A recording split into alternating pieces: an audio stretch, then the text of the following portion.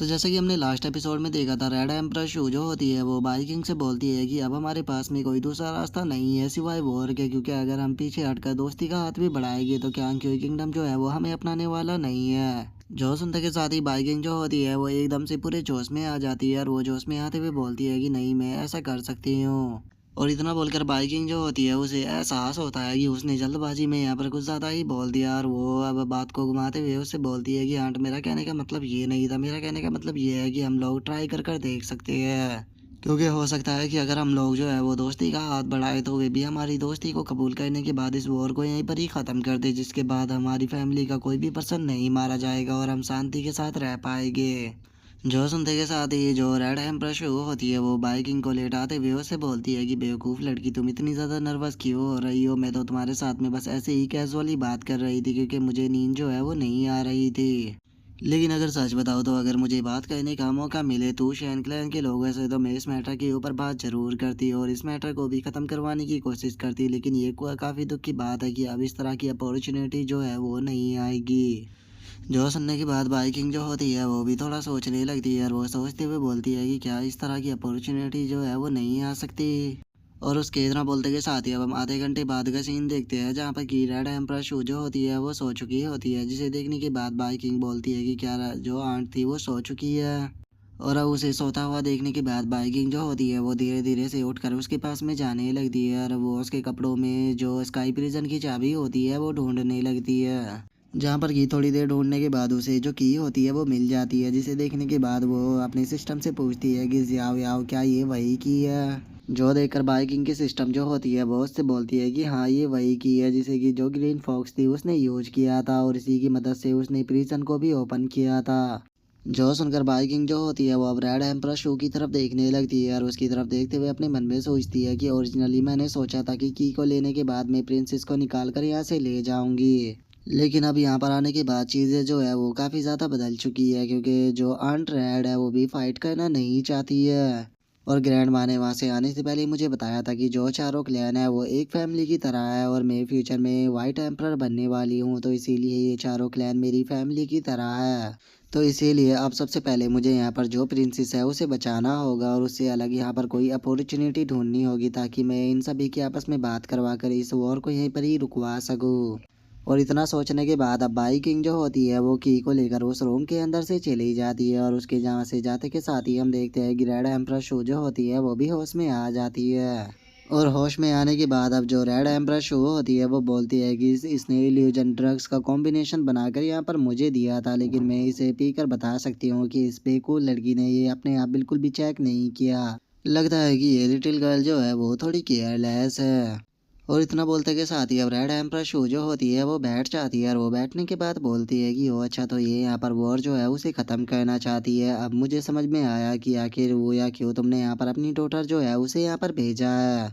और उसके इतना बोलते के साथ ही अब हमारा व्यू जो होता है वो अगले दिन पर आ जाता है, जहाँ पर कि हम देखते हैं कि चैनी और बाइकिंग दोनों वहाँ पर ट्रेनिंग कर रहे होते हैं और जो बाइकिंग होती है वो चैनी से पूछती है कि मास्टर आप क्या कहते हो, मुझे क्या ये रिस्क लेना चाहिए? जो सुनने के बाद चैनी जो होता है वो उसे बोलता है कि अगर तुम यहाँ पर रिस्क लेना चाहती हो तो तुम रिस्क ले सकती हो, लेकिन यहाँ पर याद रखना दो चीज़ें जो है उसके लिए तुम्हें तैयार रहना होगा। जो सुनने के बाद बाइकिंग पूछती है कि मास्टर कौन सी दो चीज़ें? जो सुनते के साथ ही चैनी जो होता है वो बाइकिंग से बोलता है कि देखो, तुम मेरी डिसाइपल हो और मैं यहाँ पर तुम्हारे काम के बीच में बिल्कुल भी इंटरफेयर नहीं करूँगा। अगर तुम कोई काम करना चाहती हो या रिस्क लेना चाहती हो तो तुम आराम से रिस्क ले सकती हो, क्योंकि हमेशा ही जो अपॉर्चुनिटी होती है वो रिस्क को लेकर आती है और बिना रिस्क को लिए हम कभी भी पावरफुल नहीं बन सकते। तो इसीलिए मैं तुम्हें रिस्क लेने से नहीं रोकूंगा, लेकिन तुम्हें उसके लिए यहाँ पर तैयार भी रहना होगा, क्योंकि जिस चीज़ के लिए तुम यहाँ पर रिस्क ले रही हो अगर तुम उसमें फेल हो जाती हो तो उससे मिलने वाले अंजाम के लिए भी तुम्हें यहाँ पर अपने आप ही प्रिपेयर रहना होगा। जो सुनने के बाद जो बाइकिंग होती है वो बोलती है कि ठीक है मास्टर, मैं आपकी बात को समझ गई, शुक्रिया मुझे समझाने के लिए,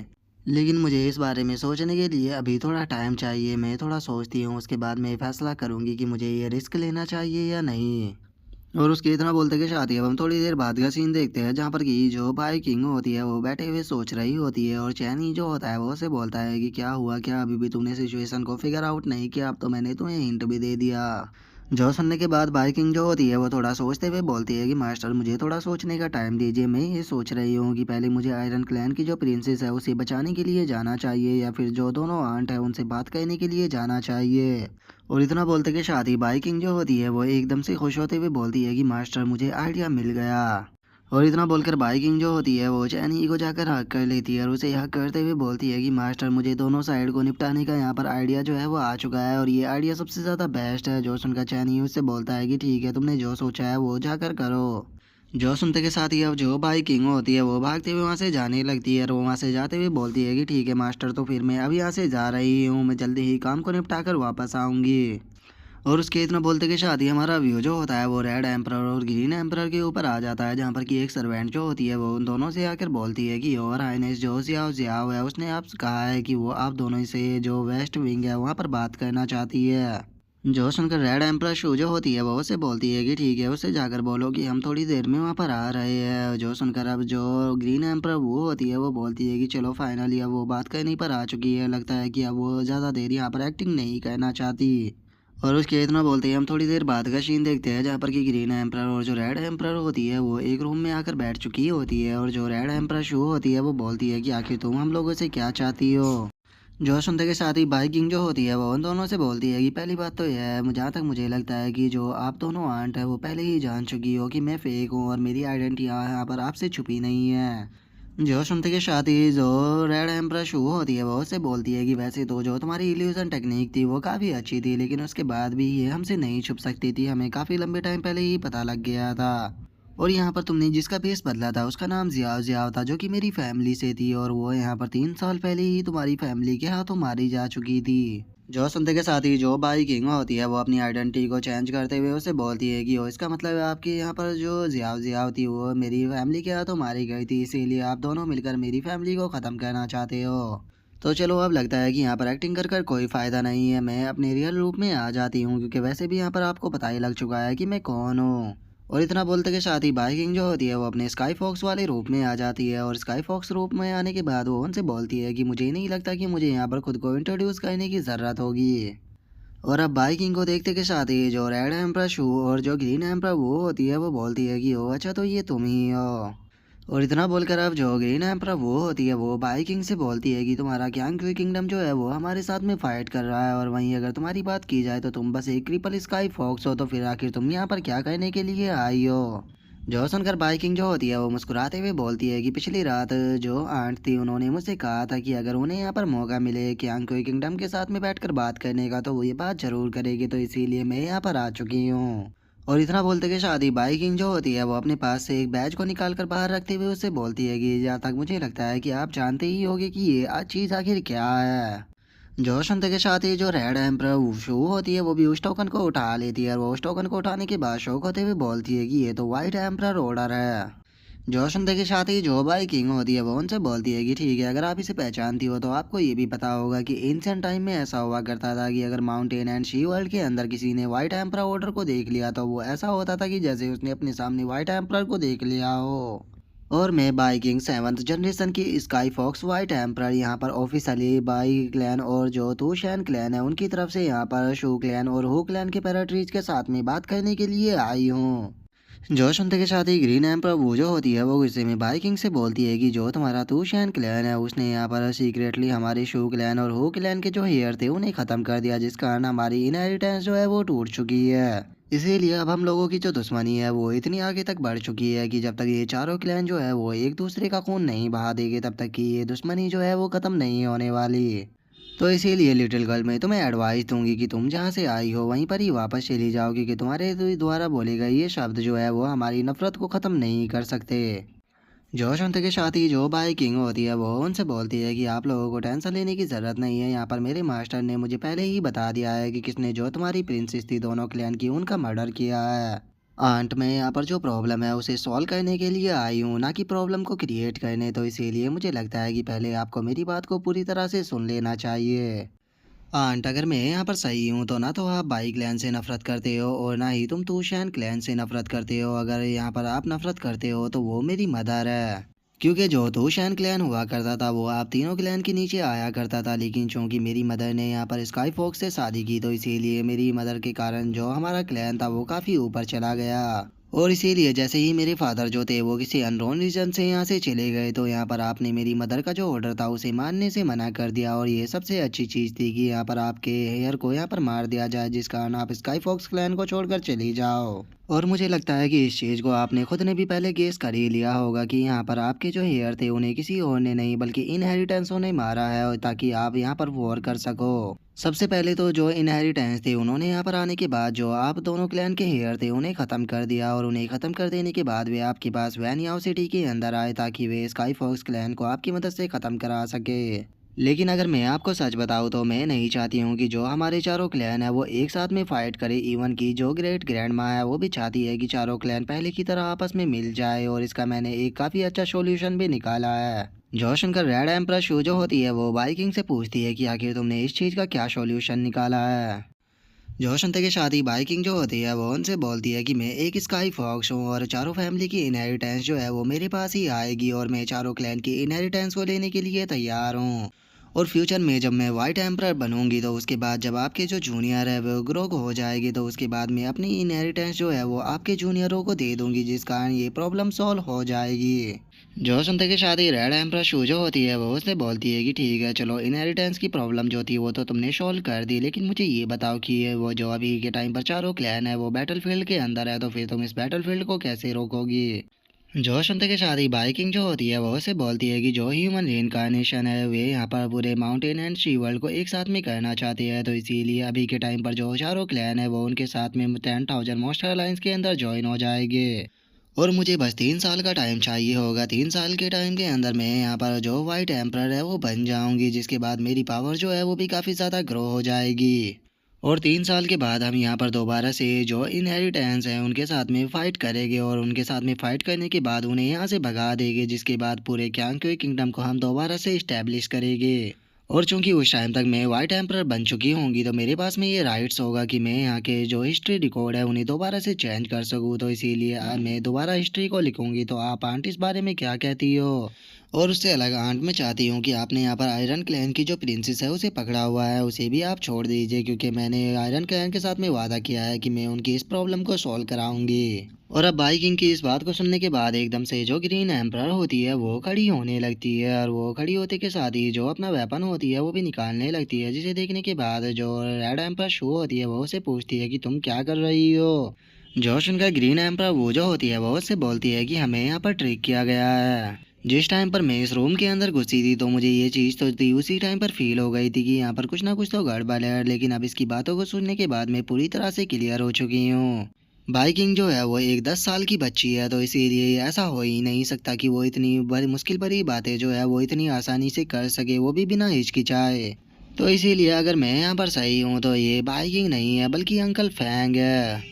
और उसके इतना बोलते के साथ ही जो फैंग वो हाई होता है वो अपने रियल रूप में आ जाता है, और वो अपने रियल रूप में आने के बाद बोलता है कि वो जैसा कि उम्मीद की ही जा सकती थी, जो ग्रीन एम्परर है उसे इतनी जल्दी बेवकूफ़ नहीं बनाया जा सकता। लेकिन मैं आप लोगों को एक चीज़ क्लियर कर देना चाहता हूँ कि मैंने यहाँ पर अपनी बेस को बदला हुआ था, लेकिन यहाँ पर जो मैंने बातें बोली है वो पूरी तरह से सच है, क्योंकि ये सारी बातें जो थी वो मुझे बाइकिंग ने आपसे बोलने के लिए कहा था। जो सुनते के साथ ही जो ग्रीन एम्पर वो होती है वो अंकल वो हाई से बोलती है कि आखिर जो बाइकिंग है वो कहाँ पर है। जो सुनते के साथ ही जो वो हाई होता है वो मुस्कुराते हुए उससे बोलता है कि तुम इस चीज़ को खुद ही गेस क्यों नहीं कर लेती हो कि वो कहाँ पर होगी। और अब उसके इतना बोलते के साथ ही हमारा व्यू जो होता है वो स्काई प्रिजन के अंदर आ जाता है, जहाँ पर की सिस्टम जो होती है वो बाइकिंग से बोलती है कि आप उन ओल्ड मैन को वहीं पर ही छोड़ कर आ गई हो, मुझे नहीं लगता कि वो अकेले उन दोनों को हरा पाएगा। जो सुनकर बाइकिंग जो होती है वो अपने सिस्टम से बोलती है कि नहीं, जो ग्रैंडपा वो आए थे उन्होंने मुझसे कहा था कि उनके पास में वैनियाओ सिटी से निकलने का अपना खुद का रास्ता है, और अभी के टाइम पर वे लोग जो है वो मेरी आइडेंटिटी के बारे में जान चुके हैं, तो इसीलिए वे लोग अब मेरे ऊपर नज़र रखेंगे, तो इसीलिए सही रहेगा कि मैं उनकी नज़रों से बचकर यहाँ पर अपने काम को पहले निपटा दूँ। और इतना बोलकर बाइकिंग जो होती है वो अपने सिस्टम से बोलती है कि जियाओ याओ, तुमने कहा था कि वो यहाँ पर वो जो प्रिजन है वो काफ़ी ज़्यादा बड़ा है, तो क्या सच में तुम्हें रास्ता अच्छे से याद है। जो संते के साथ ही जो उसकी सिस्टम होती है वो बाइकिंग से बोलती है कि जो ग्रीन एम्पर थी वो इसी रास्ते से आई थी, तो मुझे पक्का यकीन है कि मैं गलत नहीं हो सकती हूँ। और उसके इतना बोलते के साथ ही एकदम से बाइकिंग जो होती है उसका बैलेंस बिगड़ जाता है और वो बहुत ही फनी तरह से लुढ़कते हुए एक जगह पर जाकर टकराती है, जिस कारण हमें वहाँ पर छोटा सा धमाका भी देखने के लिए मिलता है। जिसके बाद अब बाइकिंग जो होती है वो अपने सर को पकड़ने के बाद बोलती है कि मेरा सर जो है वो काफ़ी दुख रहा है, आखिर इस तरह के स्काई प्रिजन को यहाँ पर किसने बनाया। जो सुनते ही उसकी सिस्टम जो होती है वो उसे बोलती है कि बाइकिंग एक बार सामने देखो। हम लोग जो है वो स्काई प्रिजन का जो गेट था उसके सामने आ चुके हैं। जो सुनते ही बाइकिंग जो होती है वो भी उसे देखने लगती है और वो उसे देखते हुए बोलती है कि ये तो काफ़ी ज़्यादा बड़ा है। क्या इसी गेट के पीछे जो आयरन क्लैन की प्रिंसेस है उसे कैद कर कर रखा गया है। और उसके अब इतना बोलते के साथ ही हमारा व्यू जो होता है वो रेड एम्परर शू के ऊपर आ जाता है, जो कि अपनी स्वॉर्ड को निकालते हुए बोलती है कि वो हाई, अगर मैं यहाँ पर सही हूँ तो तुम्हें क्यांग कोई किंगडम ने एक स्पाई के तौर पर हमारे यहाँ पर भेजा था। जोशंत के साथ ही वो हाई जो होता है वो उससे बोलता है कि अगर मैं तुम्हें सच बताऊँ तो मैं एक स्पाई के तौर पर ही यहाँ पर आया था और मेरा मिशन ये था कि मैं एक अच्छा मौका देखने के बाद तुम दोनों को यहाँ पर ख़त्म कर दूँ, चाहे उसके लिए यहाँ पर मुझे अपनी जान भी क्यों ना देनी पड़ जाए। लेकिन जो बाइकिंग है उसके कारण मुझे यहाँ पर तुम लोगों से बात करने के लिए आना पड़ा है।